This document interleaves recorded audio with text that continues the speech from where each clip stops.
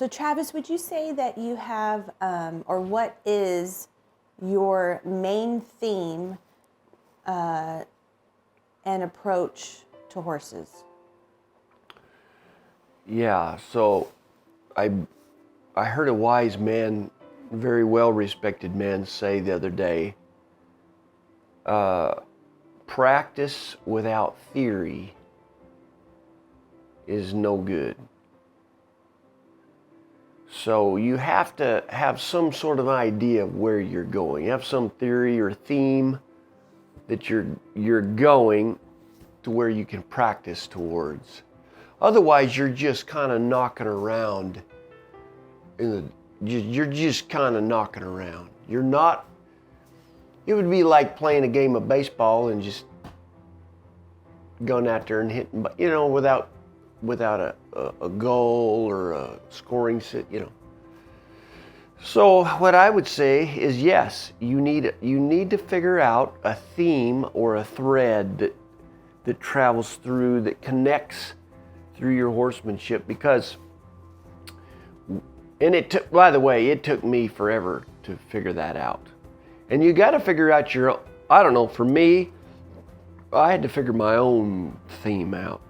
And maybe that's true. You can learn an awful lot from everybody else. I don't know if I mentioned this before, but it's like a 5,000 piece puzzle. And you really don't know what the picture is. You kind of think you do, but I will say this, as my puzzle's getting put together, it's not the picture that I thought it was going to be. And I'll give you an example. I always had this picture in my mind that these, this dressage-y looking headset, nothing against dressage, but I mean, as far as my cow horse, I had this California Vaquero, look that I want my horses to be like. And how old were you when you had that thought? It was like 13, 14, So when I really started getting, raised here in Idaho, and, all your heroes are vaqueros, or buckaroos, I should say. And so you kind of think that you're just looking at a certain thing.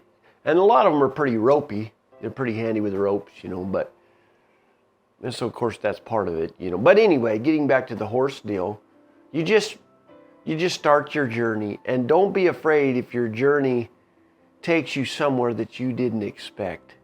You can't be afraid. So fear is, you got to throw that out the window, or conquer it, or figure out some way to get a hold of your fear of changing, because you will change. Oh, I'll never change. I did. And I just moved recently back to this country here in Idaho, and it's staring me right in the face. And I'm right back where I started, and I can't believe how much I've changed from the local, quote, buckaroo style. I still have a lot of, that in me, but it's not the law. It's not the Bible. It's not, So what is that thread that you have figured out kind of runs through in your horsemanship, and how you approach it? Okay, so this is it. That's a great question. And I try to keep things really simple, because we can overcomplicate things real easy, especially if you're a German like me. Anyway, but I call it T.R.Y. It's a simple 3-letter try. So if you can, and I didn't come up with the phrase that if you just get a horse, reward the slightest try. I mean, everybody says that. I mean, yes. It's nothing new. Right. But how do you get a horse to try? Exactly.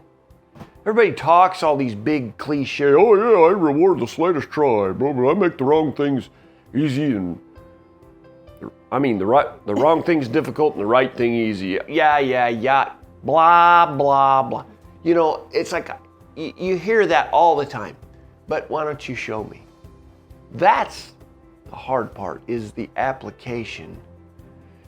And so anyway, so T.R.Y, trust, Okay. respect, Got it. yield. And in my opinion, there's probably other things too, but I just popped up one. Maybe I heard somebody, I don't think I did. I think it's a T. Diddy original. I'm not sure, I don't know. But anyway, trust, respect, yield. So for years, I would say for what, the last 20 years. Yeah, That's kind of been my motto. And I'll say this, you need all three.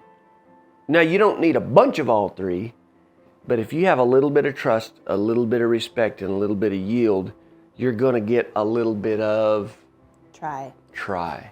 So are you, maybe what you can do is break down each one of those in subsequent videos in detail of how you go about that. Yeah, I will. And then I can just briefly mention them to you. And so I achieve, okay, let's just say you've got a green, clean slate.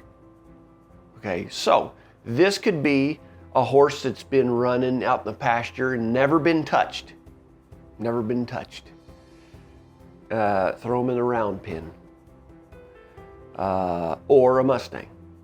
Or, those kind of horses don't lie. They haven't been jacked up by people. They haven't been spoiled. They haven't been lied to. They're just firing on all 8 cylinders, And what you see is what you get. So I get them in a round pen. The first thing that I spell the word try backwards. So obviously they have no trust. Obviously, no respect and no yield. So the first thing I ask for is yield. Because you'll spend weeks or months, with cookies and treats trying to get them to trust you. But if you still don't have any yield, you're not going to have respect. I've had so many people bring horses to me, like remedial horses, and they're missing one of the 3. Almost always. They might be loads of trust. I've had so many people say, well, if you just, on a Mustang, if you just get them to trust you, it's all downhill.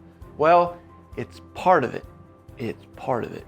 Because you can get a horse that trusts you, and if he doesn't yield, if he can't yield his feet or yield his body in the way that you want, you don't have anything. So what I'll do is I'll work them around the round pen and I'll push their feet in such a way they know, because that's the language they speak with each other, is pushing each other around. They push each other around. And so I'll push them around till their feet yield, or head and neck or whatever. I'm talking without anything on their head.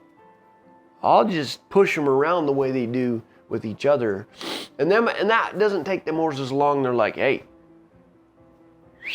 this guy knows what he's talking about. This guy knows his business. What do you have? What's that? That's respect. Respect, right. Everybody wants respect. And then eventually you get the trust. Yeah, the trust is the last deal. Because, the trust falls in last. So, T.R.Y, trust, respect, yield.